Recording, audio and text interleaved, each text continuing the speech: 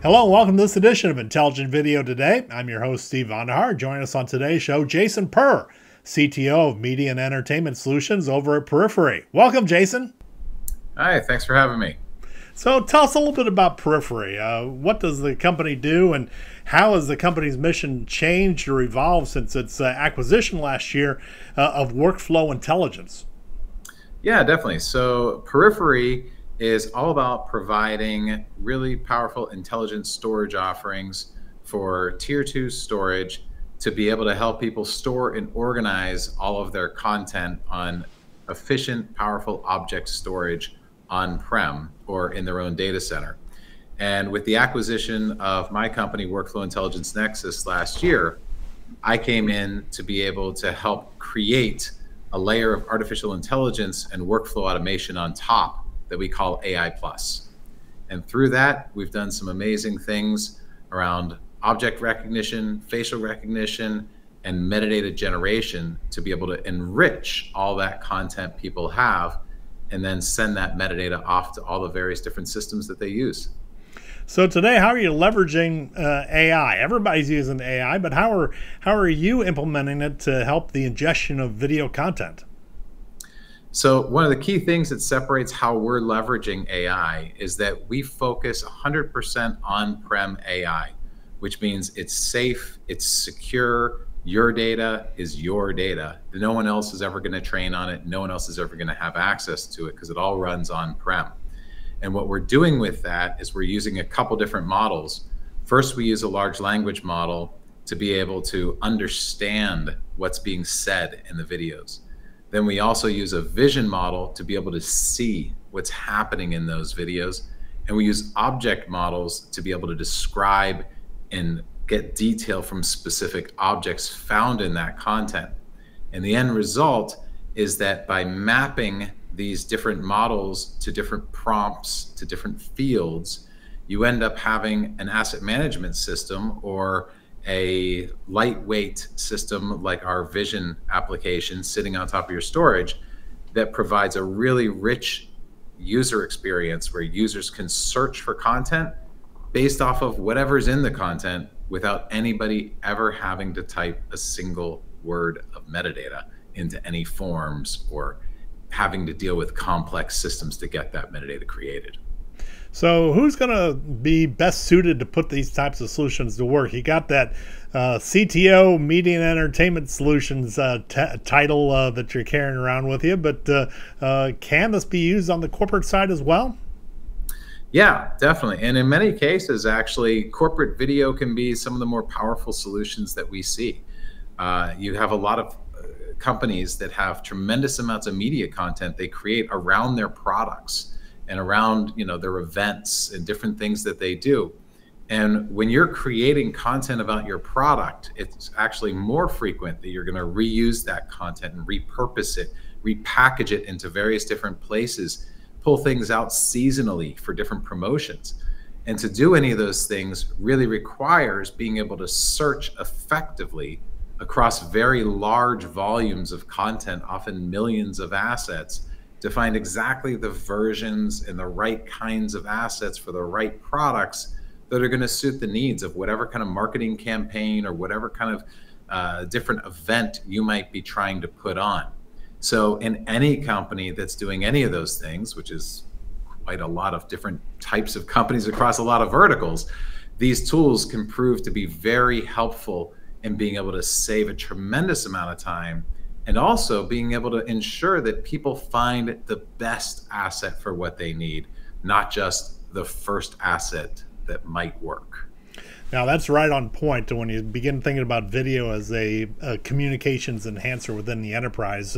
You're right in the sweet spot of what we talk about in the world of intelligent video, but in some ways you're swimming upstream a little bit. A lot of the vendors I talk with tend to deliver these types of solutions via the cloud with cloud-based offerings. But you're bringing an on-premises solution to the market. Walk us through how and why implementations in the on-premises realm make more sense than using cloud AI, if you will.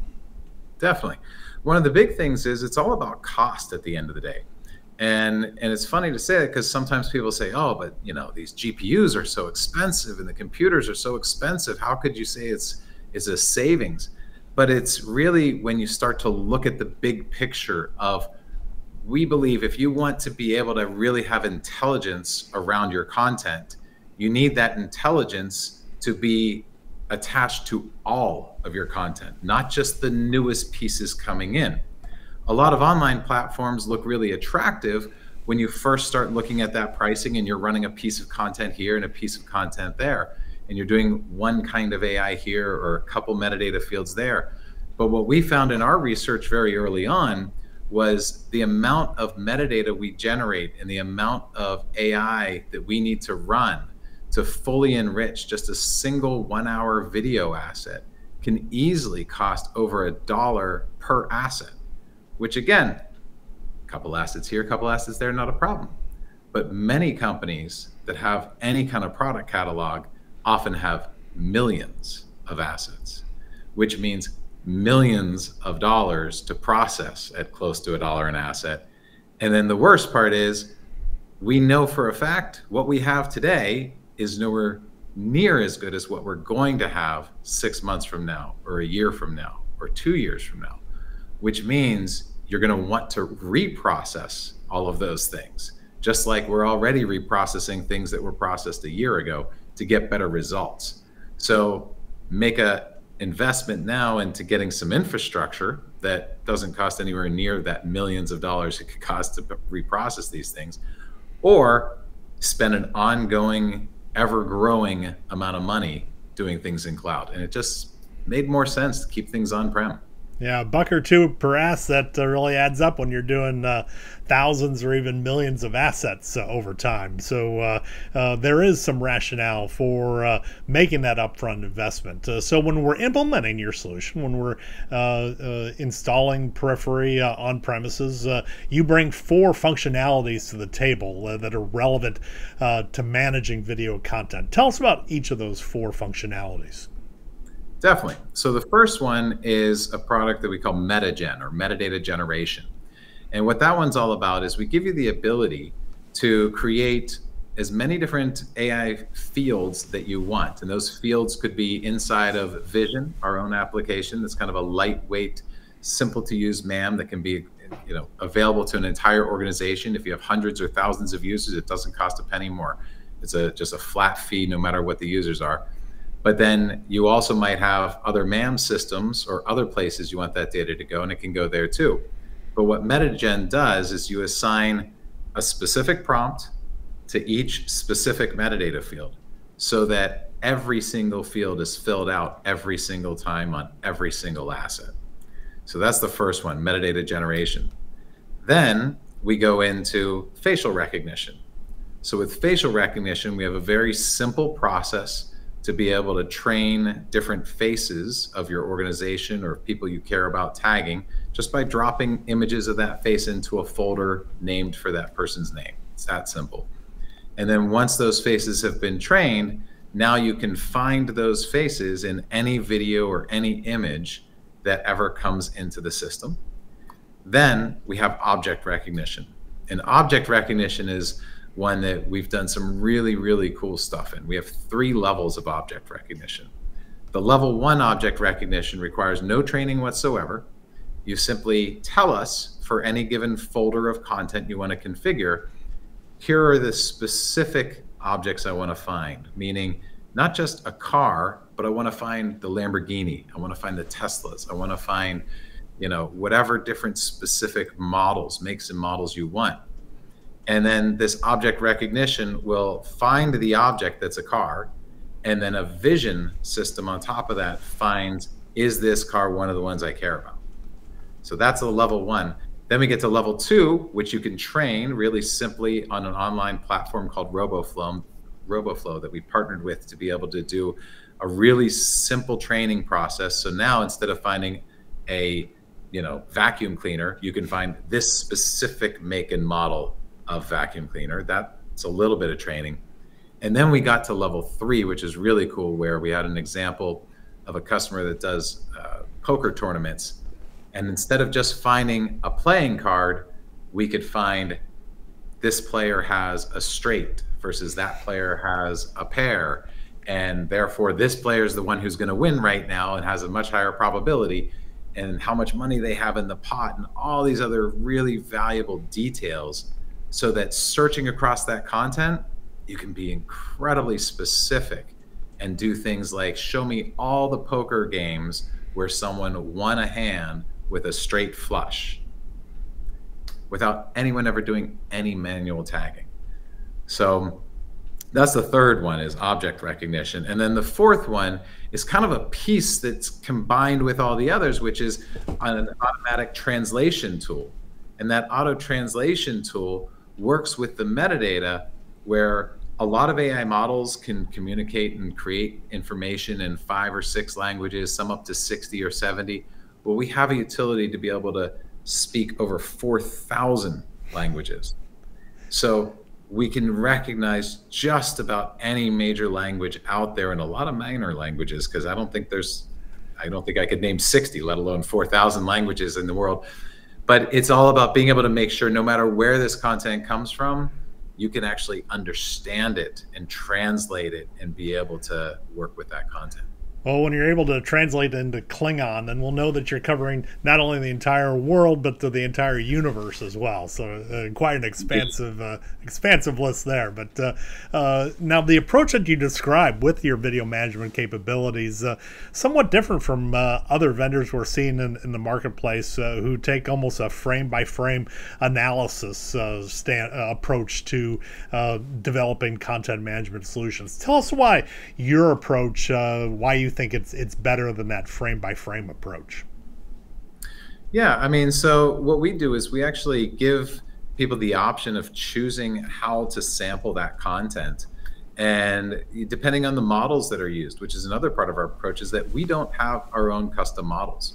We provide an open system, and we make strong recommendations of which models we believe work best for every different utility. But technically, you could use any model off of Hugging Face, and there's over 1 million of them on there, to be able to work with these days. So it's an incredibly open platform. That's one thing. But as far as how we process that content, what we're normally doing is we're taking a sampling of that content, and you can control the sample rate that we're looking at. So for example, if you're having content like this, where it's an interview and it's 2 different people, if you were running facial recognition on every single frame, you're wasting a lot of compute resource and a lot of time. So instead, we do something where you can configure to run based off of frame difference, which means it's only going to run when the frame changes by X%, meaning when we change to a close-up, that's enough of a percentage, it's going to identify who's in the frame. We change to a 2-shot, it's going to notice that as well, so it's going to check. But it's not going to check every frame in between, which saves a lot of compute resource, a lot of time. It gives you the ability to process more content more quickly.